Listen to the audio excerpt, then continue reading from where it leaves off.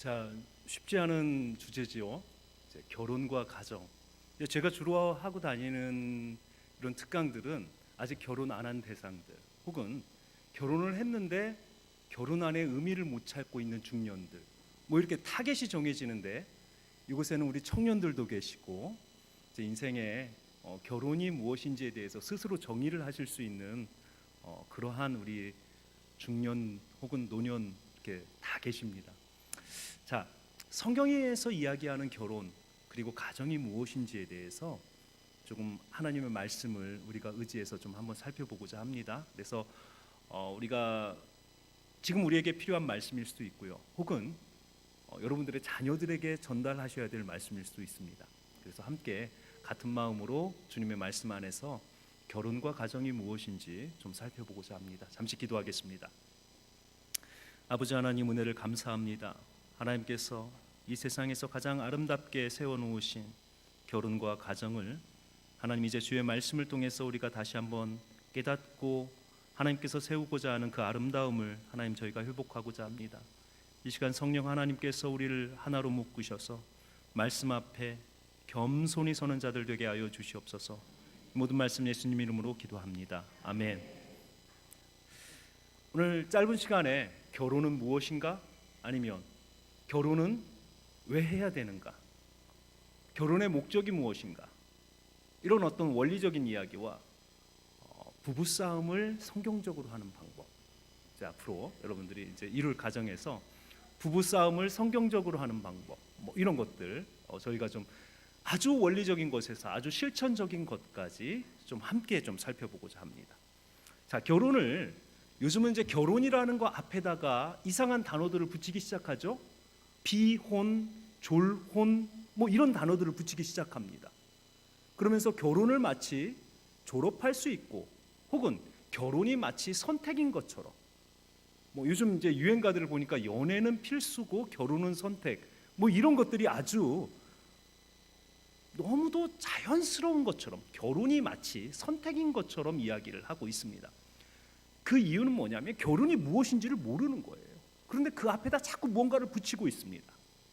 자, 결혼이 무엇인가라고 하는 이 정의를 내리고, 그러면 결혼은 왜 해야 되는가? 결혼을 통해서 하나님께서 이루고자 하는 목적은 무엇인가? 이런 것들을 좀 단계적으로 좀 살펴보고자 합니다. 결혼은 연합입니다. 하나님께서 한 남자와 한 여자를 만드시고, 그리고 그들이 연합하여 한 몸을 이루는 것을 결혼이라고 정의를 하셨어요. 이 연합에는 전제 조건이 필요합니다. 그것은 바로 첫 번째, 분리라고 하는, 어떤 면에서 보면 연합하기 위해서 무언가 분리해야 된다라는 말씀을 합니다. 바로 이 분리가 무엇이냐면, 결혼하기 전까지의 그들이 가지고 있었던 가치관, 혹은 관심, 혹은 보호, 혹은 환경과의 분리가 먼저 일어나야 한 남자와 한 여자의 온전한 연합이 일어날 수 있습니다. 그래서 우리가 이제 결혼을 앞두고는 자매들이나 형제들이나 다 마찬가지예요. 이전에 내가 즐겼던 것들, 혹은 이전에 내가 기쁨을 가졌고 가치관에 있어서 가장 소중하게 두었던 그런 모든 것들로부터 스스로를 분리할 수 있어야 되고, 또 하나 중요한 것은 부모로부터의 분리입니다.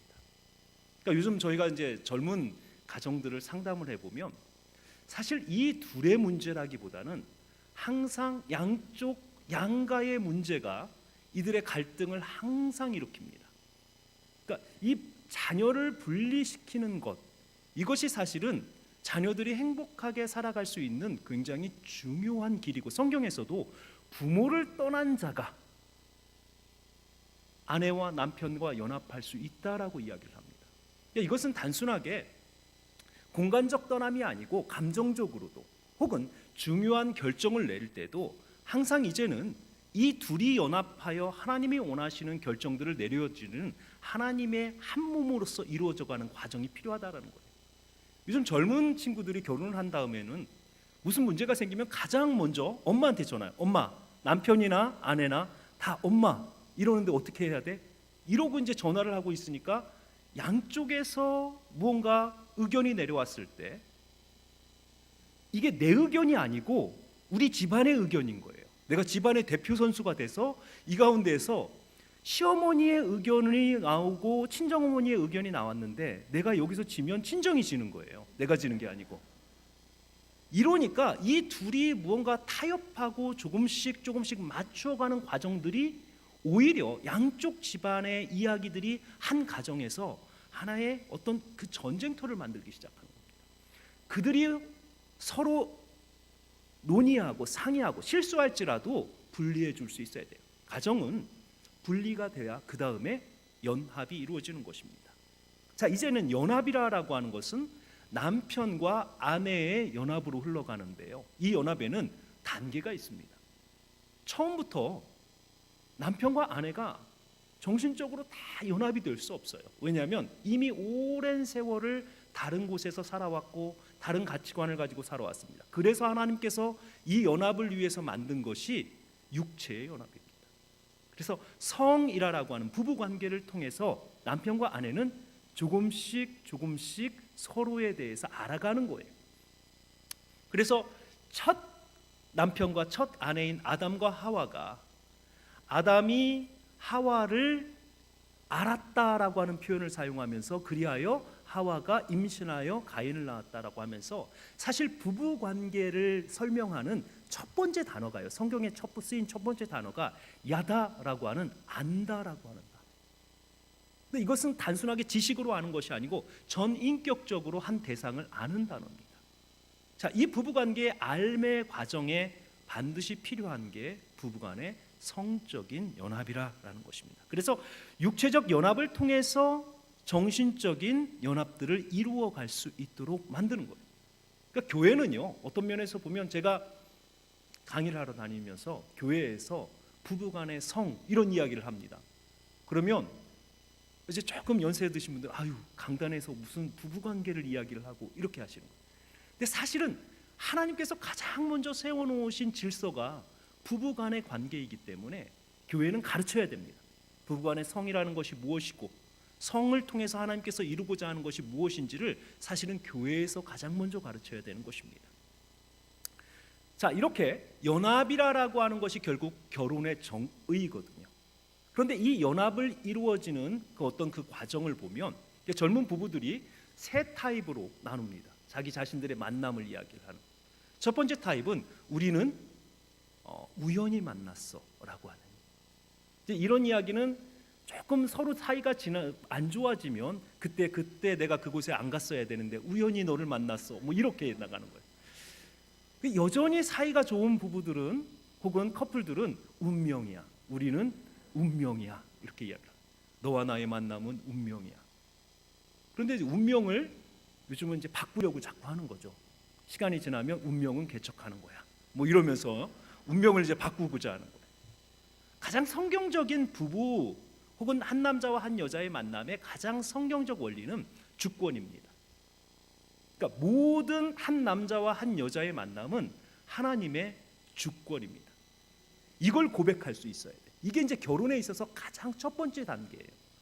내가 저 인간을 왜 만났지라고 하면 하나님의 뜻이에요. 하나님의 섭리이고 하나님의 계획이 그 안에 반드시 있는 거예요.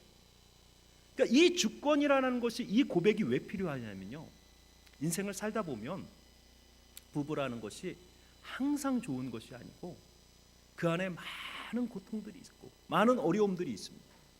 그런데 이때 우리로 하여금 이 사람의 손을 꼭 붙들고 놓지 않게 만드는 것이 있다면 하나님께서 우리를 만나게 하셨다는 거예요. 이 길은 이 사람과 내가 함께 걸어가도록 하나님께서 우리를 이곳에서 만나게 하셨다는 거예요. 이 믿음이 있으면 인생의 굴곡은요 사실은 지나가는 거예요. 그런데 이 믿음에서 흔들리면 우연이나 운명으로 우리의 만남, 결혼을 이야기를 하면 많은 경우에 바꿔보자 이런 거예요. 그러나 결국은 하나님의 주권 안에서 결혼을 이해해야만 우리 인생에서 결혼의 참다운 의미를 우리가 알 수 있다라는 것입니다. 자, 결혼 생활을 성공적으로 이루는 가장 중요한 이제 방법은요, 나를 아는 것입니다. 그러니까 상대를 알아가는 과정에서 그거보다 먼저 서야 되는 것은 나라고 하는 존재를 알아야만 나의 배우자를 알 수 있습니다. 그래서 가장 중요한 건 오늘 창세기 1장 26절에 보니까요, 하나님께서 저와 여러분을 결혼 이전에 한 사람의 존재로서 저와 여러분들을 만드신 목적을 분명하게 기록하고 있습니다. 거기에 보니까요, 두 가지 단어를 우리가 주목해야 되는데요. 첫 번째 단어가 하나님께서 사람을 만드셨을 때 하나님의 형상대로라고 이야기를 하고 있습니다. 두 번째 단어는요, 하나님의 모양을 따라라고 이야기를 합니다. 많은 성경 해석자들이 이것을 그냥 같은 말의 반복이다, 동요의 반복이다라고 이야기를 하는데요, 사실은 히브리어의 어떤 성경이 원래 쓰여졌던 히브리어에 보면 상당히 의미를 가지고 있는 두 단어입니다. 첫 번째, 하나님의 형상이라고 하는 이 단어는 단순하게 우리가 하나님을 닮았다라는 의미가 아니고, 이 단어가 가지고 있는 의미는 젤렘이라고 하는 히브리어인데요, 이 단어는 어디에 사용이 됐냐면 출애굽기 20장과 신명기 5장에 보면 하나님께서 하늘에 있는 것이나 땅에 있는 것이나 물속에 있는 것이나 어떠한 형상의 우상도 만들지 말라라고 했을 때 그때 사용된 우상이라고 하는 단어입니다. 그러니까 굉장히 부정적 단어예요, 하나님의 형상이라고 하는 이 단어가. 그런데 우리가 이제 이 단어를 이해하기 위해서는 이 단어가 그때 그 당시 어떤 의미로 사용되었느냐, 이걸 알아야 되는 거예요. 그러니까 그때 그 당시의 사람들은 우상 혹은 젤렘이다라고 하는 이 단어를 사용하면 어떤 의미를 갖냐면, 하늘에 있는 이 신들과 땅에 있는 인간 사이에서 이 우상들이 땅 위에서 그 신들의 역할을 하는 신의 대리자다라고 하는 그 의미를 바로 깨닫게 되는 겁니다. 자, 그러니까 하나님께서 사람을 만드셨을 때 하나님이 직접 통치하실 수 있으시죠. 그러나 하나님은 사람을 하나님의 대리자로서 이 땅에 세워서 하나님이 하셔야 되는 그 일을 사람으로 하여금 할 수 있도록 하나님께서 사람을 만드신 목적이 바로 우리는 이 땅에서 나의 일을, 나의 인생을 사는 것이 아니고 처음 인간을 만들 때부터 하나님의 일을 하도록 만들어졌습니다. 자, 그래서 하나님의 형상이라고 하는 이 단어를 우리가 날마다 주의 형상 회복하소서, 하나님의 형상 내 삶 가운데 회복하게 해주십시오 기도하잖아요.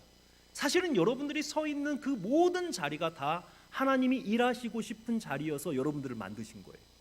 단순히 교회가 아니고 여러분들의 가정에서, 직장에서, 이 나라에서, 이 시대 가운데에서 여러분들이 발딛는 모든 곳이 다 하나님께서 일하시고 싶은 곳이고, 여러분들을 통해서 하나님은 하나님이 원래 세우셨던 계획대로 하나님의 일을 여러분들을 통해서 하고 싶은 거거든요. 그래서 우리를 하나님의 형상이라고 부릅니다. 두 번째가 하나님의 모양이라고 하는 단어인데요, 하나님의 형상의 일을 하기 위해서는 우리가 수준이 개, 돼지, 소 정도의 수준이 되면 하나님의 일을 못하는 거예요. 그래서 하나님께서 사람에게만 특별하게 부어주시는 능력이 있었습니다. 창세기 2장에 보니까요, 하나님께서 사람을 만드셨을 때 흙으로 사람을 만드시고 그 코에 생기를 부으니 생명이 되었다라고 이야기를 합니다. 오직 모든 피조물 가운데에서 하나님으로부터 무언가가 직접적으로 전달되어서 만들어진 피조물은 오직 인간밖에 없습니다. 자, 이곳에 사용된 하나님의 모양이라고 하는 단어가 히브리어의 데모트인데요, 이런 거예요. 두 대상 사이에 유사점이 있다는, 닮은 점이 있다는 거예요. 그러니까 하나님과 우리 사이에 공통적으로 공유하는 속성이 있다는 것입니다. 바로 그것이 통치자의 능력입니다. 하나님께서 사람으로 하여금 하나님의 일을 대신하게 하기 위해서 바로 사람에게 통치자의 능력인 하나님이 판단하고 현상을 바라보면서 미래를 예측할 수 있고, 과거를 바라보면서 반성하고 미래를 계획할 수 있는 다른 짐승들이 할 수 없는 그러한 능력을 사람에게 주신 거예요. 이 두 가지가 결합이 되어서 온전한 하나님의 대리 통치자, 그래서 하나님께서요, 오직 하나님 앞에만 사용할 수 있는 단어, 통치하게 하자, 다스리게 하자라고 하는 단어를 창세기 1장 26절에 사람으로 하여금 하나님이 만들어 놓으신 이 세상을 다스리게 하자라는 것입니다. 자, 우리는 여러분들의 삶이 호흡이 있다라고 하는 것, 그리고 내가 하나님을 나의 창조주로 고백할 수 있다라고 하는 것이 복입니다. 왜냐하면 하나님이 여러분들에게 생명을 주셨다면 그 생명에는 반드시 목적이 있는 것이고 하나님의 일을 여러분들을 통해서 하나님이 이루고자 하는 분명한 목적이 있기 때문에 여러분들을 이 땅에 태어나게 하고 지금까지 생명을 하나님 보존해 주신 거거든요. 그래서 이 하나님의 형상으로서의 이 나 한 사람의 이 모습을 우리가 기억해야 됩니다. 자, 그런데 하나님의 창조를 보니까요, 창조의 순서가 항상 혼돈에서 질서로 나아갑니다. 굉장히 혼돈했던 것에서 하루, 이틀, 3일이 지나가면서 배경을 만드시는 거예요. 하늘을 만드시고, 그 다음 바다를 만드시고, 땅을 만드시고, 그 다음에 하늘을 채우시고, 바다를 채우시고, 땅을 채우시는 거예요. 그러니까 하나님의 창조는 혼돈에서 질서로 나아가고, 하나님은 매일매일 하루를 맞춰가면서 공통적으로 보시기에 좋으셨더라라고 평가를 하십니다. 자, 그런데 여러분들 창세기 기사 가운데에서 하나님께서 딱 한 번 보시기에 좋지 않으셨더라라고 하는 기사가 있습니다. 어떤 현상이었습니까? 누구를 보고요? 아담이 혼자 독처하는 모습을 보고 하나님께서 보시기에 좋지 않으셨더라라고. 그러니까 아담 너 아직 여자친구 없어? 너 혼자야? 이런 동정이 아니고 여기서 사용된 토부라고 하는 단어는요, 하나님의 온전한 창조가 질서대로 이루어졌을 때 하나님께서 계획대로 이 창조가 진행되어졌을 때 하시는 말씀이거든요. 그런데 토부하지 않다라는 거예요. 그러니까 남자가 그렇게 공을 들여서 만든 이 남자가 아담이라고 하는 존재가 하나님 보시기에 아직 하나님의 형상으로서의 역할을 감당하기에 아직 부족하다라는 거예요. 자, 그래서 하나님께서 이제는 이 사람을 완전하게 하기 위해서 한 인간을 또 만듭니다. 그 사람을 성경은 2장 18절에 보니까요, 돕는 배필 이렇게 이야기를 합니다. 저는 이제 구약이 제 전공입니다. 구약 성경 가운데서, 한글 성경 가운데서 가장 아쉬운 번역이 있다면 저는 돕는 배필이라고 하는 이 단어를 꼽고 싶습니다. 왜냐하면 이 단어는 그냥 우리가 한글로 번역한 것처럼 돕는 배필이라고 하는 단순한 의미를 가지고 있지 않습니다. 히브리어 단어로 보니까요, 에제르칸네게도라고 하는 굉장히 긴 문장이에요. 자, 그래서 설명을 해드리면 이게 이제 남성과 여성에 대한 굉장히 성경적인, 요즘 우리 성평등 이야기하잖아요. 사실은 성평등의 가장 그 근거는 저는 성경에 있다라고 봅니다. 바로 이 단어죠. 에제르칸네게도라고 하는 이 단어는, 에제르라고 하는 단어는 돕는 자라는 뜻 맞습니다. 그런데 이 단어가 주로 언제 사용이 되었냐면 시편에서 보니까요, 다윗이 자기 자신의 삶을 하나님 앞에 통곡하듯 쏟아내면서 뭐라고 하냐면, 여호와 나의 하나님이여, 사방의 원수리 적들이 나를 개처럼 에워쌌으니 나의 도움이시여 산성이시여 속히 오셔서 나를 구원하소서. 항상 하나님을 향해서 절체절명의 순간에 오직 하나님만이 나의 도움이십니다 라고 고백할 때 에제르라고 하는 단어를 사용했습니다. 자, 그러니까 하나님께서 이 아담이라고 하는 존재 옆에 이 하와를 만드셨을 때 하나님의 목적은요, 마치 이 남자를 하나님처럼 도울 수 있는 자, 이렇게 만드신 거예요, 이 단어 자체가. 그런데 이 돕는 자의 특성을 그 다음 구절이 설명을 하는데요, 커라고 하는 단어는 뭐뭐처럼 이런 뜻이고요, 네게드라고 하는 것은 정반대의 뜻입니다. 그리고 맨 끝에 붙어있는 오는 그의 이런 뜻이에요. 정리를 해보면 아담 옆에 서서, 하나님과 같이 아담 옆에 서서 그와 정반대의 모양과 가치관과 관점과 습관과 어떠한 행동을 가지고 그를 돕는 자. 그러니까 처음부터 하나님께서 여자라고 하는 이 존재를 만들면서 어떠한 존재로 만들었냐면 남자와 정반대의 육체적 모양과 그 다음에 정신적인 사고의 방식과 그 다음 판단하고 행동하는 방식이 남자와 다르게 만드셨다라는, 정반대의 모습으로 만들었다. 그러니까 우리가 대체적으로 보면요, 어떤 한 사람이 굉장히 큰 어려움을 겪고 있어요. 예를 들어 뭐 경제적인 어려움을 겪고 있다라고 합시다. 그러면 어떤 사람이, 친구가 와서 그런데 그 친구는 오늘 저녁 그 먹을 끼니를 걱정해야 되는 친구가 와서 여러분들에게 야, 너 앞으로 돈 걱정하지 마. 내가 다 도와줄게. 그럼 여러분들 그게 위안이 돼요? 오히려 여러분들이 더 걱정이 되죠. 그렇죠? 저 친구 오늘 저녁에 먹을 건 있을까? 제가 볼 때는 이 가정을 하나님께서 만드실 때는 보니까요, 이건 통계적입니다. 그렇지 않은 분들도 계시니까 오해 마시고, 대체적으로 남자보다는 여자가 뛰어나게 만드시는 것 같아요. 그렇게 만나게 하시는 것 같아요. 왜냐하면 돕는 자가 도와줘야 되는 대상보다 부족하면 도움이 안 되는 거야. 그러니까 저희 그 교수님들 모임이 있고 목회자들 모임을 가봐도요, 사모님들이 훨씬 뛰어나세요. 이게 이제 왜냐하면 여성의 기능 때문에 그래요.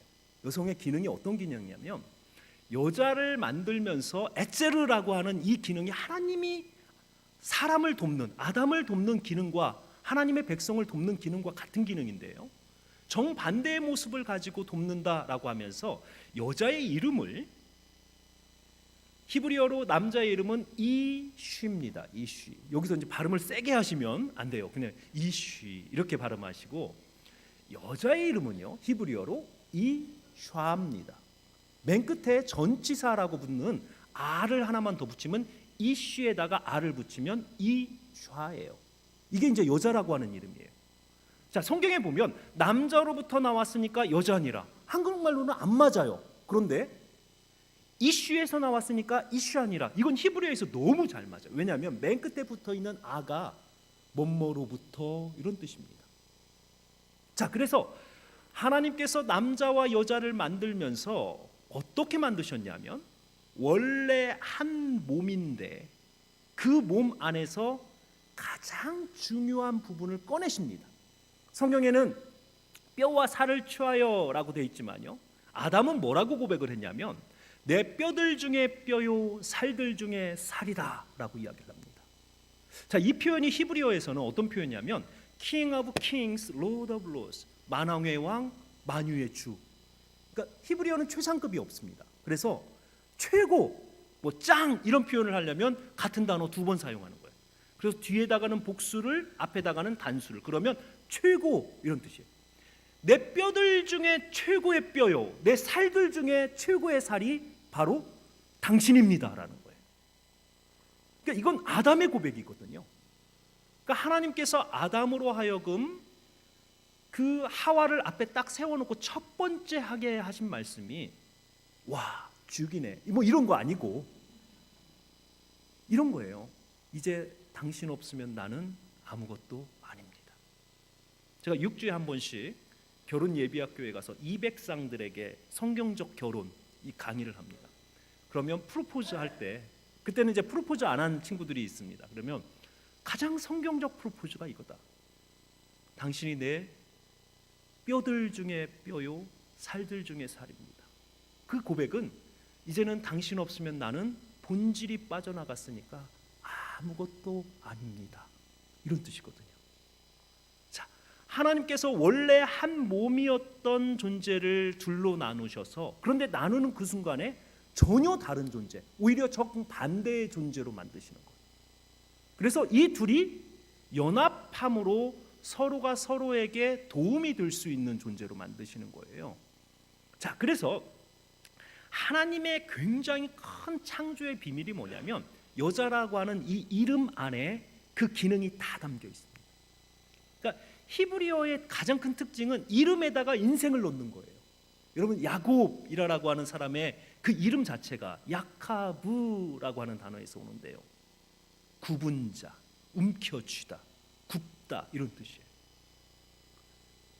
태어나는 순간부터 형의 발꿈치를 잡고 나와서 형과의 경쟁 관계, 아버지를 속이고 삼촌을 속이고 일평생 야곱은 움켜쥐고 속이고 굽은 인생을 사는, 바로 앞에서 내 인생이 130세인데 굉장히 험한 인생을 살았습니다. 이름이 그래요. 하나님은 아브라함에게 아브라함으로 바꿔주면서 아브라함은 큰아버지, 집안에서 큰아버지가 이제 민족의 아버지가 될 것이다. 아브라함, 열방의 아버지로 바꿔줘. 그러니까 이름 안에 그 사람의 인생이 다 들어있거든요. 근데 이샤라고 하는 이 여성의 이름 안에 무엇이 들어있냐면 본질적으로 존재론적으로는 남자로부터 나온 자입니다. 놀랍게도요, 맨 마지막에 붙는 이 아라고 하는 전치사가 또 하나의 의미를 갖는데 남자 안으로 라는 뜻입니다.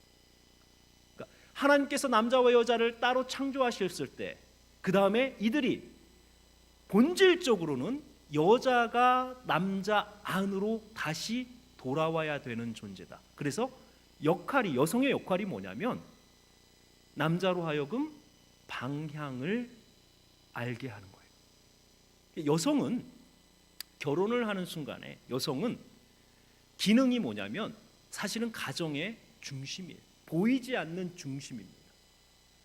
배에 보면 배 밑에다가 물을 어느 정도 넣어놓는다고 그러죠.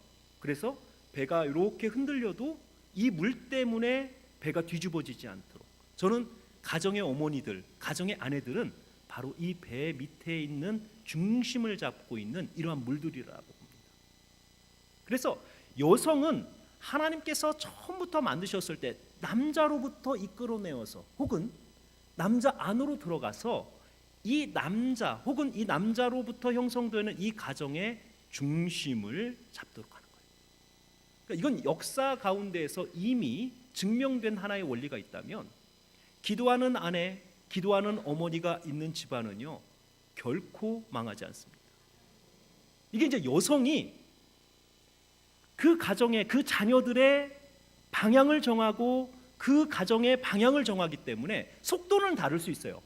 내 남편이, 내 자녀들이 뛰는 속도는 다를 수 있어요. 다른 아이들에 비해 뒤처질 수도 있고 내 남편이 다른 사람에 비해서 직장에서 승진이 늦어질 수도 있어요. 사회적으로 속도는 다를 수 있는데 방향만큼은 이 아내라고 하는 존재가, 여자라고 하는 존재가 이 안에 서서 방향을 기도함으로써 잡아놓으면 방향만큼은 결코 틀어지지 않는다라는 거예요.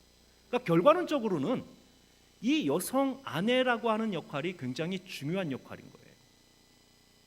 자, 그래서 남자와 여자의 다름에 대해서 우리는 좀 알아야 돼요. 왜냐하면 지금 내가 남자이고 내가 여자라면 하나님이 나에게 주신 하나의 기능이 무엇인가라는 것을 알아야 되거든요.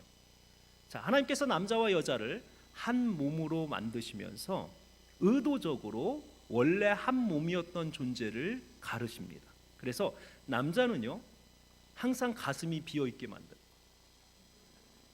여성들은요 항상 불안하게 만드는 거예요. 결혼 그 예비학교에 가면 내가 이 남자와 결혼해야 되는 5가지 이유, 내가 이 여자와 결혼해야 되는 5가지 이유를 적어놓게 됩니다. 항상 이유가 뭐냐면요, 남성들은 외로워서, 여성들은요 불안해서, 내가 이대로 결혼 못할까 봐 불안해서. 근데 이게 너무 자연스러운 거예요. 왜냐하면 원래 한 몸이었던 곳에서 하나님께서 빼어내시니까요. 이제는 남성은 항상, 가을뿐만 아니고 사실 남성은 사계절 다 가슴이 허해요. 누군가가 이 안에 들어와서 나에게 좀 따뜻하게 이야기해주고 나를 알아주고 나에게 좀 이렇게 방향을 정해주면 남성들은 굉장히 그러면 좋겠다라고 생각을 합니다. 여성들은요 내가 들어갈 곳을 항상 찾는 거예요. 근데 이게 너무도 자연스러운 것입니다. 자, 이런 과정에, 하나가 되는 과정에 하나님께서 남자와 여자를 다르게 만드시면서 남성에게는 육체적인 힘을 주십니다. 그런데 상대적으로 남성은요 굉장히 연약합니다. 내적으로 남성들이 굉장히 연약해요. 남성들이 강할 것 같지만요 저희도 드라마 보면서 사실 울고 싶은 때가 많습니다. 남성들이 굉장히 내적으로는 굉장히 약해요. 그러니까 여성들은요 육체적으로 상당히 남성에 비해서 약하지만 여성은 내적으로 강합니다. 그리고 우리 그 선조들이 하신 말씀이 있죠. 일부함원 5월 비상. 한 여자가 한을 품으면 5, 6월에도 서리가 내린다. 이게 이제 가장 어리석은 사람이 여인에게 가슴에 한을 주는 그 남자가 사실은 가장 어리석은 거라. 왜냐하면 여성의 그 마음이라고 하는 그것은요, 사실은 굉장히 강하거든요. 그러니까 지금 이 시대에 보면 어머니들의 힘이 있죠. 한 가정에 그 어머니들이 어떻게 살아오셨는지를 보면 아버지와 어머니의 차이점이 드러나는 거예요. 황수관 박사님이 한번 그런 돌아가시기 전에 그런 특강을 한번 했었죠. 이북에서 이렇게 피난을 내려오는데 그 피난민들을 향해서 비행기가 실탄을 쐈대요. 실제로 아버지, 어머니, 그다음에 자기 형제들 같이 내려오는데 실탄 사격이 그 피난민들에게 있는데 그 순간에 아버님은 빛의 속도로 자기의 몸을 저 개울가에 혼자 내려가서 딱 숨기고 있더래요. 어머니는요, 그 길바닥에서 자식들을 다 품에다 놓고 내 품에 놓고 총알이 오더라도 내 등에 박히도록 그렇게 끌어안고 있었다는 거예요. 이게 이제 어머니와 사실 아버지의 차이. 어머니는 이 내적인 이 힘이 초인적인 거예요, 사실은. 이게 여성에게 하나님이 주신 힘이거든요. 그러니까 육체적으로는 연약한데 그 육체적 연약함을 극복할 수 있는 그 내적인 강함이 하나님이 주신 힘이에요. 결혼은요, 어떤 것이냐면 하나님이 주신 남성에게 그 가정의 울타리가 되어서 보호하고 필요한 것들을 공급할 수 있도록 그 아버지의 어깨 안에 그 가족들이 마치 하나님의 날개 품 안에 하나님의 백성들이 거하는 것처럼 아버지의 어깨 안에 자녀와 아내가 보호를 받을 수 있도록 육체적 힘을 주셨고, 아내에게는요 내적인 힘을 주셔서 남편 안으로 혹은 가정 안으로 들어가서 방향을 정하는 역할을. 그래서 남편과 아내는 이렇게 서로가 한쪽이 연약하고 한쪽이 강하게 함으로써 이 둘이 연합했을 때 충돌되지 않고 내 안에 들어와서 방향을 정하고 나의 울타리가 되어주는 그러한 부부 관계가 되도록 하나님이 만드신 거거든요. 그런데 이렇게 서로 다름 가운데서 어떻게 일을 하게 하셨냐면, 남성의 인지 능력과 여성의 인지 능력, 그리고 여성이 행동하는 방식과 남성이 행동하는 방식이 사실은 조금 다릅니다. 남성들은요 대체적으로 많은 어떤 그 지식을 어떻게 얻냐면, 남성들은 시각과 청각이 굉장히 예민합니다. 그러니까 남성을 자극하는데 가장 좋은 것은 시각과 청각이에요. 남성들은 시각과 청각에 자극을 받습니다. 그런데 그 시각과 청각을 통해서 들어온 정보를 가지고 남성들은 많이 분석을 하는 거예요. 그래서 결론을 내립니다. 이것은 이것이다 라고 굉장히 자기들 깐에는 논리적이고 합리적인 결론을 내려요. 남성들은 스스로 생각할 때 나는 굉장히 논리적이고 합리적이라고 생각합니다. 그런데 그렇게 논리적이고 합리적인 그 남자들이 일을 하는 걸 보면요 너무 즉흥적이에요. 그러니까 마치 저 사람이 생각을 하고 사나 싶을 정도로. 그러니까 저도 어렸을 때 기억을 해보면 어머니하고 아버지하고 싸웠을 때를 보면 아버지가 퇴근할 때 항상 손에다 뭘 들고 오시는 거예요. 집에 저희들 그 동아전과부터 시작돼서 책이 그렇게 많았는데도 오다가 길거리에서 누가 아동 도서 판매를 하면 그거 그냥 아무 생각 없이 사오시는 거예요. 집에 있는데도. 그러니까 보험도 뭐 덜컥 들어오시고 뭐 또 해고 이렇게. 그러니까 남성들이 굉장히 논리적이고 합리적이지만 일을 할 때는요 그 논리적이고 합리적인 것이 반영이 안 되고 상당히 즉흥적입니다. 근데 여성들은요 남성들이 그렇게 오랜 기간을 통해서 알아야 되는 그런 어떤 분석과 시각과 청각을 통해서 무언가를 알아야 되는 걸 여성들은요 그냥 보면 알아요. 이게 이제 여성의 직관력입니다. 저는 이거 하나님이 주신 능력이라고 생각해요. 그러니까 가장 어떤 면에서 보면 어리석은 남성이 아내를 속일 수 있다라고 생각하는 남성이 가장 어리석은. 그러니까 점점 제가 그렇게 느껴집니다. 저희 아이가 어렸을 때 손 뒤에다가 뭐 이렇게 숨겨놓고 사탕 없어 그러는 거예요. 엄마는요 부모는 보면 제 손 뒤에 사탕 있는 거 뻔히 알면서 사탕 어디 있어? 사탕 없어 이렇게 숨기는 거예요. 근데 시간이 점점 이 부부가 이렇게 살면서 지나가면 남편이 아내에게 무언가 이렇게 그렇게 속이려고 할 때 아내는 사실은 거의 다 아는 거예요. 아이가 마치 손 뒤에다 놓고 사탕 없어 하는 것처럼 다 보이거든요. 남편 눈동자만 보면 보인다는데요. 그러니까 이게 여성이 가지고 있는 직관력이거든요. 그리고 이 여성은 이 직관력을 가지고 있는데도요, 실질적으로 일을 맡겨놓으면 너무 신중해서 일이 더뎌요.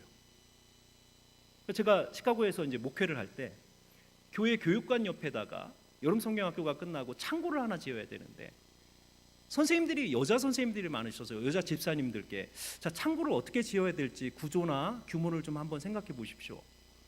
한 달이 지났는데도 답이 없어요. 그래서 제가 아니 집사님 어떻게 되셨어요? 저희 주마다 만나서 지금 커피숍에서 회의하고 있어요. 너무 신중하신 거예요. 안 되겠다 싶어서 주일날 남자 집사님께 집사님 창고 하나 지어야겠습니다. 점심 식사 마치고 삽 들고 오시더라고요. 어디 팔까요? 이러고.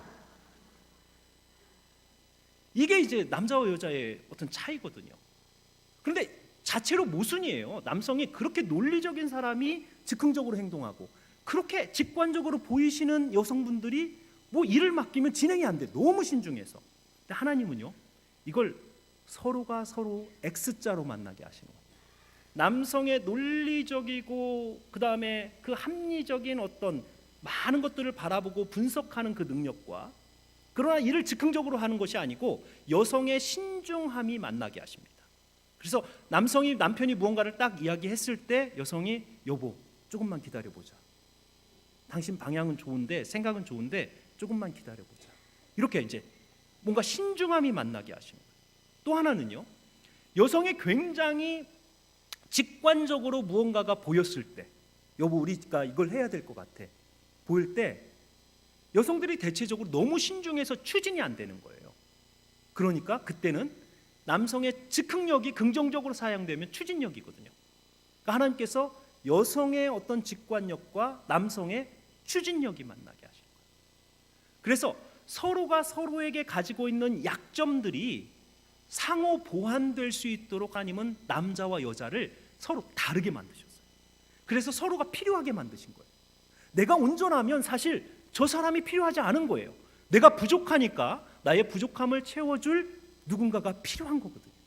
그래서 하나님께서는 남자와 여자를 만드시면서 정반대의, 그런데 놀랍게도요, 이 정반대가 어긋남이 아닌 어울림이 되게 하십니다. 이게 하나님의 아름다움이에요. 하나님의 창조의 아름다움은 남자와 여자를 전혀 다르게 만드셨지만 이 둘이 서로 어긋나고 다투고 분열하게 만드는 것이 아니고 서로가 서로 전혀 다른 모습이지만 이 둘이 서로가 연합이 되면 연합이 될수록, 하나가 되면 하나가 될수록 이렇게 한 몸을 이룰 수 있도록. 그래서 남자와 여자는 처음에 만들어질 때부터 다른 모습이었고 서로가 다르게 생각하고 다르게 행동하도록 만드셨어요. 그래서 그 다름에 대해서 우리는 사실은 존중하고 이해하는 태도가 필요하다. 싸우는, 성경적으로 부부싸움하는 방법은요, 사실은 간단해요. 이 다름을 인정해 주는 거예요. 그러니까 젊은 커플들도 마찬가지죠. 데이트할 때도 마찬가지고 우리 연세 드신 분들도 마찬가지. 저도 지금도 그러는 것 같아요. 아내가 어느 날 표정이 안 좋아요. 그리고 이야기를, 당신 내가 왜 삐졌는지 알아? 당신 내 맘 알아? 몰라요. 그 순간의 위기를 모면하기 위해서 알아, 여보 다 알아. 얘기를 할 수는 있어도 남자는요, 여자의 마음을 몰라요. 왜 삐졌는지 사실은 몰라요. 왜냐하면 인지 방식이 달라요. 인지 방식이, 남성들은 보고 듣는 것으로 인지가 들어가고요, 여성들은요 보고 듣는 것이 아니고 마음으로 먼저 느끼는 것으로 인지가 들어가거든요. 그렇기 때문에 왜 저 여자가 저렇게 얼굴이 저래 있을까, 이런 것에 대해서 본 것이 없고 들은 것이 없으니까 모르는 거예요. 마찬가지예요. 남편이 아내에게 말을 조곤조곤 다 이야기를 해요. 여보 나는 이렇게 생각해서 이렇게 당신이 이런 다 이야기를 하잖아요. 그리고 이야기가 딱 끝나면 당신 내 말 무슨 말인지 알지? 몰라요. 왜냐하면 여성들은 이미 남성이 목소리가 높아지고 눈을 부릅뜨면서 나에게 이야기하는 그 순간에 눈 귀에서 들리는 것이 아니고 마음에서 저 인간이 나한테 왜 이래 이러면서 마음이 확 다치는 거예요. 그러니까 남편이 아무리 합리적이고 논리적으로 설명을 해도 안 들려요. 이 마음에 계속 상처만 쌓이는 거예요. 나에게 소리 질렀어, 나에게 화를 냈고 나를 다그쳤어, 이거밖에 기억이 남는 게 없어요. 그러니까 이게 이제 소통의 방식이, 인지의 능력이 다르기 때문에 많이 싸우는 게, 결국 데이트할 때도 싸우는 게 그거예요. 자매들 그 남자친구한테 내 마음 알지 물어보면 기대하지 마세요. 몰라요. 얘기해 줘야 돼요. 내 마음이 무엇이다라고 들려줘야 돼요. 보여주고 들려줘야 남자는 이해가 되는 거예요. 그러니까 남자들도 아내와 대화를 할 때는 아무리 자기의 그 논리적이고 자기가 정말 근거가 있다 하더라도 아내의 마음이 다치지 않도록 목소리 톤이나 분위기나 이런 것들을 잘 만들어서 아내가 들릴 수 있도록 해줘야 돼요. 그렇지 않고 분위기를 험악하게 이야기를 하고 분위기 톤을 높이고 얼굴을 이렇게 하고 하면 그 순간에 아내는 마음이 다칩니다. 이게 이제 부부싸움을 잘하는 방식이에요. 그러니까 시간이 지나면 지날수록 우리는 뭘 배우냐면요, 그걸 배우는 거예요. 잘 싸우는 법, 양쪽이 윈윈하는 방법. 싸웠는데 다 실패하는 것이 아니고 양쪽이 다 이길 수 있는 방법을 배우는 거예요. 그래서 부부싸움 할 때는 내 방식대로 말하고 내 방식대로 이해를 하는 것이 아니고 사실은 이기기 위해서 상대방의 방식대로 이야기해 주는 거예요. 이기기 위해서 상대방의 방식대로 내가 조금씩 변해주는 거예요. 그러면 사실은 소통이 일어나거든요. 이러면서 서로가 오해가 쌓였던 것들이 풀어지고요, 서로 대화가 되기 시작하면 사실 살면서 부부싸움이라고 하는 그 제목들을 보면 왜 싸우는가라고 보면 거의 유치원 애들이 뭐 그 캔디 하나 가지고 싸우는 거 그 수준이에요. 사실 뭐 국가가 통일이 뭐 이렇게 큰 문제 아니에요. 세계 인류의 평화 이런 거 아니고 아주 작은 거, 양말이 뒤집어져 있고 뭐 반찬이 조금 부족하고 이 정도거든요. 그러니까 이런 것들을 맞춰가는 게 사실 부부들의 인지 능력과 소통 능력이 살면서 서로가 서로를 알아가면서 조금씩 사실 늘어나는 겁니다.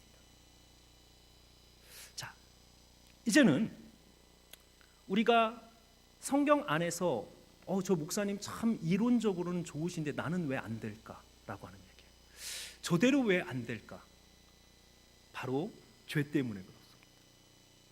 하나님과 아담과 하와의 관계가 선악과 때문에 깨어지고, 그리고 나서 인류가 경험한 가장 무서운 형벌은 뭐냐면요, 창세기 3장 16절에 나타나는 여인에게 주어진 첫 번째 형벌이 해산의 고통이었고, 사실은 두 번째 벌이 훨씬 더 치명적입니다. 거기에서 여자는 남자를 소유하려 하고 남자는 여자를 지배하려 합니다. 자, 그동안에는요, 서로가 가지고 있는 장점을 가지고 상대의 약함을 보완해 주는 것이 남자와 여자이었습니다. 그런데 하나님과의 관계가 깨어지니까 더 이상 상호 보완이 아니고 상대의 약함을 공격하는, 하나님이 주신 장점을 가지고 상대의 연약함을 공격하는 가정이 약육강식의 정글이 되어버린 거예요. 아내에게 주었던 그 마음의 강함을 가지고요, 남편 안으로 들어가서 방향을 정해주고 기도하는 것이 아니고 이 여인의 강함을 가지고 넌 내 거 딱 잡아놓는 거예요, 남편을 향해서. 근데 남편도 옛날 남편이 아니에요. 그러니까 안 잡히는 거야. 그러니까 여인들이 남편 갖고 똑같이 생긴 남자아이가 또 하나 있죠. 누구예요? 아들, 너라도 내 거. 이제 고부간의 갈등도 사실 그 죄악의 결과라고 보이는 거예요. 그러니까 끊임없이 여성은 남편을 소유하고 내가 그 안에서 하나님의 방향을 찾는 것이 아니고 내 말을 안 들어? 내 말 들어. 이렇게 내 소유권을 주장하기 시작하는 거예요, 아내들이. 남편들은요, 이전에 그 어깨에 힘을 가지고 보호하고 필요한 것들을 공급하라 주신 그 힘을 가지고 뭘 하기 시작하냐면 지배하기 시작, 다스리기 시작합니다. 이때부터 가정은 깨어지기 시작합니다. 하나님이 주셨던 상호 보완의 관계가 아닌 서로가 가지고 있는 장점을 가지고 서로를 소유하고 다스리려고 하는 관계로부터 가정은 깨어지기 시작합니다. 그러니까 여전히 우리가 가정 안에서 주도권 싸움을 하고 있다면 우리는 굉장히 깨어진 하나님의 형상이 우리 가정 안에 여전히 존재를 하는 거예요. 가정은요, 처음부터 결혼 제도에 중요한 원리가 있다면 결혼은 사랑받기 위해 하는 것이 아닙니다. 우리는 하나님께로부터는 사랑받는 존재예요. 그건 분명해요. 그런데 결혼은요, 처음부터 하나님이 만드셨을 때부터 사랑 주도록 만든 거예요. 내가 가지고 있는, 하나님이 나에게 주신 장점을 가지고 내 배우자의 연약함을 섬기도록 만든 것이 결혼이에요. 그런데 놀랍게도 내가 가지고 있는 것을, 내 컵에 있는 물을 상대에게 내가 따라주면 내 잔이 비는 것이 아니고 오히려 상대의 잔이 채워지고 그 채워짐이 다시 흘러내려서 나를 채우게 되는 게 가정이에요. 그런데 내가 부족하니까 네가 와서 나를 채워, 이렇게 되면요, 그 사람 거 뜯어오면 그 사람도 내 걸 뜯어가요. 그러니까 끊임없이 그 안에서는 악순환이 일어나는 거예요. 서로 뜯어가려고 하는. 그런데 내가 사랑을 주려고 하면, 결혼은 사랑 주려고 하는 거예요. 그러니까 배우자를 선택할 때, 제가 이제 젊은 학생들에게, 배우자, 젊은 부부들에게, 커플들에게 이야기를 합니다. 나에게 하나님께서 주신 배우자를 선택하는 하나의 기준이 있다라고 이야기를 합니다.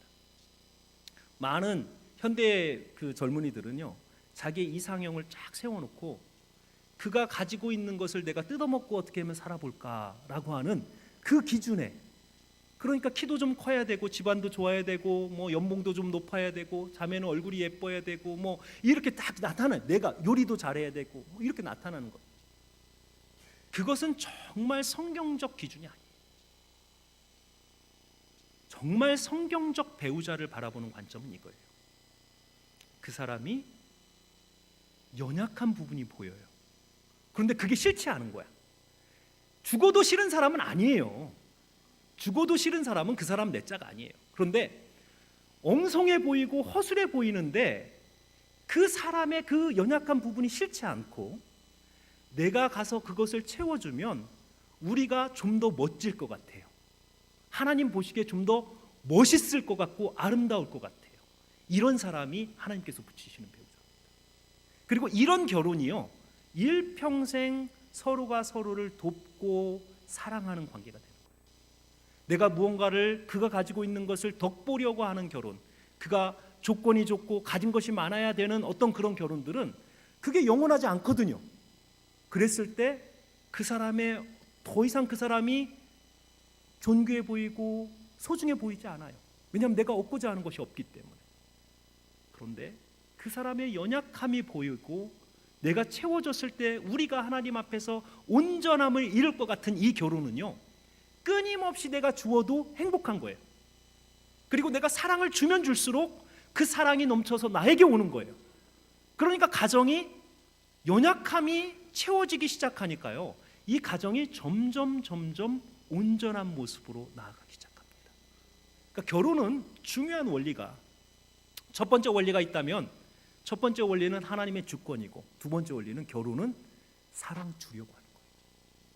지금도 우리 가정에서 끊임없이 분열이 일어나고 끊임없이 다툼이 일어나는 것은 이 중요한 이 원리 자체 하나를 우리가 잃고 살아가기 때문이에요. 여전히 우리는 사랑받으려고 합니다. 그러나 사랑 주려고 하면 사랑받습니다. 내가 먼저 주면 가정은 하나님이 놀랍게도 그 가운데에서 사랑을 받도록 만들어 놓은 것이 가정입니다. 하나님께서요, 남자와 여자라고 하는 이 두 존재를 너무도 다르게 만드셨고, 그러나 하나님은 이 둘이 연합하여서 서로의 다름이 보완됨으로써 온전하게 하나님의 형상되어서, 하나님이 이 세상에서 가장 소중하게 보는 것은 저는 가정이라고 봅니다. 왜냐하면 그 이후에 창세기는 무엇을 이야기하고 있냐면, 깨어진 한 남자와 한 여자가 인류에게 어떤 영향을 주었는지를 그 순서에 따라서 그대로 이야기를 하거든요.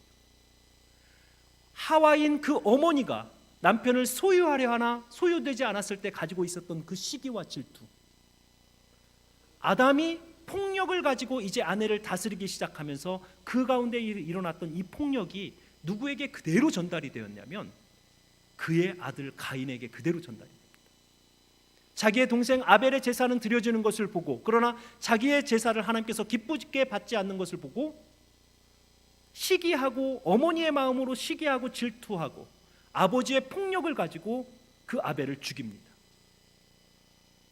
더 무서운 이야기는요, 그 가인의 후손 가운데 라멕이라고 하는 사람이 나타나서 그 라멕이 인류 최초로 두 아내를 얻습니다.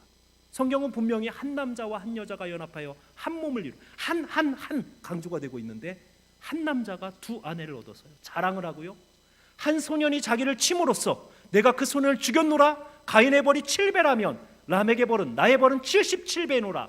사실은 누가 나를 심판하겠느냐, 77배여도 좋다, 누가 나를 심판하겠느냐라고 하는 오만을 부리기 시작한 거죠. 적어도 가인은 죄책감을 있었거든요. 그런데 라멕은 하나님의 형상인 사람을 죽이고도 죄책감이 없는 거예요. 6장에 가니까요, 온 세상이 다 이 라멕과 같은 사람으로 가득 차게 되는 거예요. 끊임없이 인류가 타락해왔고, 범죄자들이, 프로파일러들이 결국 범죄자들의 가장 근본적인 그들의 동기를 찾아가면 항상 그곳에 깨어진 가정이 있습니다. 어머니로부터 받은, 아버지로부터 받은 상처들, 형제간에 혹은 가정 안에서 이루어진 폭력들이 결국은 사회로 나와서 사람을 죽이고 해치고 그 사람들에게 무언가 악을 끼치는 자들로 만들어내는 거예요. 그것은 이미 성경 안에서 그대로 그려놓고 있어요. 가장 근본으로 지금도 하나님의 백성, 혹은 정말 우리 가정이 하나님의 백성이고 하나님의 형상이다라고 고백하는 가정이 있다면 가장 먼저 회복돼야 될 것이 결국은 무너진 순서대로 우리는 회복이거든요. 예수 그리스도를 통해서 우리와 하나님과의 관계가 회복되었다면 그 다음에 무너진 것이 어디냐면 남편과 아내의 관계입니다. 성경에서 하나님께서 보시기에 심히 좋으셨더라 라고 하는 이 결혼제도의 그 가장 근간을 이루는 남자와 여자의 이 관계, 서로가 서로를 배려하고 사랑하고 내어줌으로써 오히려 그 가운데 충만함을 얻을 수 있는 이 하나님이 세워주신 이 비밀, 이 복을 우리는 지금도 깨트리고 있다. 교회 안에서 연수가 높아지고 직분이 높아지고 해야 되는 일들이 많아질 때 사실은 가장 먼저 돌아봐야 될 것이 가정입니다. 가정이 깨어지면요, 여러분들의 그 깨어진 가정의 그 뒷모습을 자녀들은 그대로 배웁니다. 자녀들은 결코 부모 앞에서 부모가 하는 말을 가지고 그들의 삶이 변화되지 않아요. 자녀들은요, 부모의 등을 보고 배웁니다. 우리 어머니 아버지가 어떻게 살아오셨는지를 뒤에서 바라보고 자녀는 그대로 따라갑니다. 그렇기 때문에 온전한 하나님의 형상이라고 하는 이 연합을 통해서 이루는 이 형상이 온전해지지 못하면 여러분들의 다음 세대의 자녀들도 깨어진 형상을 가지고 있는 거예요. 그러니까 우리는 끊임없이 우리가 정말 하나님의 백성입니다라고 고백할 때마다 돌아봐야 될 것이 내가 회복되고 있느냐, 내가 예수 그리스도와의 관계가 회복되고 있느냐 중요하죠. 그 다음에 중요한 영역이 있다면 나의 가정이 정말 하나님이 처음 세워놨던 그 모습, 보시기에 좋으셨더라라고 하는 한 남자와 한 여자의 온전한 연합, 서로가 서로의 다름을 인정하고 배려하고 존중하는, 서로의 어떤 가지고 있는 것을 가지고 섬기고자 하는 이러한 가정, 이러한 남편, 이러한 아내가 되고 있느냐라고 하는 이 부분을 반드시 체크하셔야 된다. 세상은 벽돌을 옆으로 쌓아서 만들지 않았고 벽돌을 위로 쌓아서 만들었습니다. 그 이야기가 뭐냐면 가장 중요한 것이 토대가 되는 것이 밑에 있고 그 다음에 중요한 것이 거기에 쌓이고 그 다음에 쌓이고 쌓이도록 만들었어요. 가장 중요한 것이 하나님과의 관계입니다. 그 다음에는요, 창조 순서대로예요.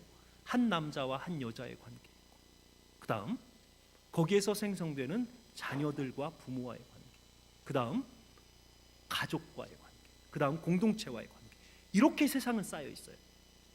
하나님과의 관계가 딱 밑에서 무너지면 다 무너지는 거예요. 아무리 세상에서 여러분들이 성공했어도 하나님과의 관계가 무너지면 여러분들의 인생은 nothing, 아무것도 아니에요. 하나님과의 관계가 예수 그리스도를 통해서 회복이 됐는데요, 그 다음에 한 남자와 한 여자의 온전한 연합을 통해서 이루는 이 가정이 아직 회복되지 않으면 그 위에 여러분들이 어떤 것을 쌓아도 교회에서 충성이고 헌신이고 세상에서 명예고 부고 어떤 것을 쌓아도 하나님께서 여러분들의 삶을 딱 되돌아보면서 착하고 충성된 종아라고 말씀하지 않습니다. 왜냐하면 그 위에다가 회복된 가정 위에다가 하나님께서 그 다음의 것을 쌓는 거예요. 그러니까 우리에게 정말 우리가 기도하고 준비해야 되는 것이 있다면 우리 결혼하지 않은 우리 청년들도 그리고 이미 가정을 이루고 계시는 분들도 정말 중요한 것이 있다면 내가 정말 하나님의 온전한 사람으로 형상으로 회복이 되어서 나의 가정의 회복자로 들어가 있는지 아니면 내 가정의 파괴자로 들어가 있는지 여전히 내가 지배하려 하고 여전히 내가 소유하려 하고 있는지 아니면 내가 사랑을 주는 자가 되어 있고 회복하는 자가 되어 있는지 그것을 여러분 반드시 점검하셔야 돼요. 가정은 사람이 하나님의 창조 사역에 유일하게 동참할 수 있는 한 번의 기회가 바로 가정입니다. 가정을 통해서 하나님은 한 남자와 한 여자의 만남을 통해서 하나님의 또 다른 형상을 만들어내는 것이에요. 마치 하나님께서 처음에 인류를 만드셨던 그 일을 우리에게 맡기셔서 우리가 하나님의 창조 사역에 동참할 수 있는 그 고귀한 사역에 동참할 수 있는 유일한 기회가 가정에서 주어지는 거예요. 그런데 이 창조 사역에 우리가 회복되지 않으면 그 다음 세대도 깨어진 세대를 만들어내는 거예요. 그러니까 결혼만큼은 정말 하나님 앞에 우리의 삶을 내어놓고 하나님 오늘은 어땠습니까? 오늘은 날마다 두들겨 가면서 내가 정말 회복되고 있는지 앞으로 내가 이루어져야 될 가정들이 정말 하나님의 말씀 가운데에서 준비되고 있는지 가정은 날마다 우리가 지켜보고 돌봐야 될 것입니다. 그래서 우리가 이 가정에 대한 이야기를 성경적 가정, 성경적 결혼에 대해서 이야기를 하는데요. 정리를 하자면 결혼은 하나님의 주권이에요. 하나님께서 나를 만드셨을 때 이미 나에게 가장 적합한 배우자를 만드셨습니다. 우리는 그 배우자를 찾아가는 과정에 지금 여러분들은 계시는 거예요. 아직 결혼하지 않으신 분들. 그래서 그 배우자를 찾을 때는요, 그 사람으로부터 무언가를 얻으려고 하는 그런 찾음이 아닌 내가 그 사람의 연약함을 채워줌으로 우리가 하나님 앞에서 온전함을 이룰 수 있는 결혼, 이런 결혼을 꿈꾸셔야 돼요. 이러한 결혼이 행복하고 지속될 수 있고 하나님이 보시기에 기쁘신 그러한 결혼이 될 수 있습니다. 더 나아가서 결혼은요, 세상을 회복하는 곳이에요. 첫 가정으로 말미암아 모든 인류가 무너졌던 것처럼 이제는 하나님의 형상인 여러분들의 가정으로 말미암아 모든 세상이 회복되고자 하는 계획을 하나님께서 모든 가정들에게 심어두셨습니다. 그러니까 신앙의 교육, 생명의 회복, 관계의 회복 다 어디서 일어나야 되냐면 가정에서 일어나는 거예요. 아이들 교육 교회에서 하는 것이 아니고 가정에서 하는 거예요. 그래서 하나님께서 세우신 이 창조의 토대가 되는 이 가정을 통해서 저는 정말 여러분들의 삶이 행복하고 하나님 보시기에 정말 좋았더라라고 하는 이 삶을 좀 사셨으면 좋겠습니다.